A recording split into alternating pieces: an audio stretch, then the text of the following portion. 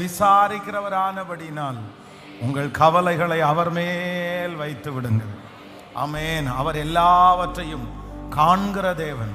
வேதம் சொல்லுகிறது, ஆகார் ஆண்டவருக்கு ஒரு பேர் வைக்கிறாங்க. என்ன பேர் வைக்கிறாங்கன்னா, நீர் என்னை காண்கிற தேவன், நீர் என்னை காண்கிற தேவன். அவங்களுடைய வாழ்க்கையில, ஆகாருடைய வாழ்க்கையில பிறந்ததிலிருந்து அவளுடைய வாழ்க்கையில் இருக்கிற உள்ளுணர்வுகளை அறிஞ்சு கொள்றதுக்கு யாருமே இல்லை.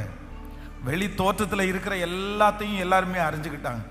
அதான் ஆகாரை பார்த்து யாராவது ஒருத்தர் அவங்க கூட வந்தவங்க, பிரிஞ்சு வந்தவங்க யாராவது பார்த்தாங்கன்னா கேட்டாங்கன்னு என்ன சொல்லுவாங்க, உனக்கெல்லாம் நல்ல வாழ்க்கை, உன்ன மாதிரி தான் நானும் அடிமையாக வாழ்ந்தேன், ஆனால் இன்னைக்கு வரைக்கும் நான் அடிமையாக தான் இருக்கிறேன், நீ எஜமானனுக்கு மனைவியாவே மாறிட்டியே, நீ எஜமானனுக்கு மனைவியா மாறிட்டியா, ஐயோ நீ எல்லாம் ரொம்ப பெரிய ஆளு.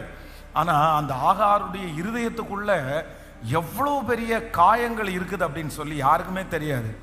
அதனாலதான் கடைசியில் அவங்க பேர் வைக்கிறாங்க, என்னை காண்பவரை நானும் இவ்விடத்தில் கண்டேன் அல்லவா என்று சொல்லி அவருக்கு நீர் என்னை காண்கிற தேவன், நீர் என்னை காண்கிற தேவன். சில நேரத்தில் நம்முடைய வாழ்க்கையில் நம்ம கடந்து போகிற பாதை யாருக்குமே தெரியாது, யாருக்குமே தெரியாது. யாரும் எல்லாரும் என்ன சொல்லுவாங்கன்னா, உங்களுக்கு என்ன உங்களுக்கு என்ன அப்படின்னு தான் சொல்லுவாங்க.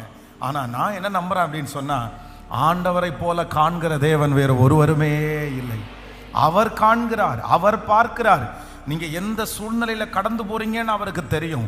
நீங்க பள்ளத்தாக்குல இருக்கிறது அவருக்கு தெரியும். நான் நம்புறேன், அந்த பள்ளத்தாக்குலே நீங்கள் நடக்கும்போது அந்த பள்ளத்தாக்கு உங்களை சேதப்படுத்தாமல் இருக்கிறதுக்கு காரணம் என்னன்னா, காண்கிற தேவன் உங்களோடு கூட நடக்கிறதுனால தான் அந்த பள்ளத்தாக்குல நீங்க சேதப்படவே இல்லை.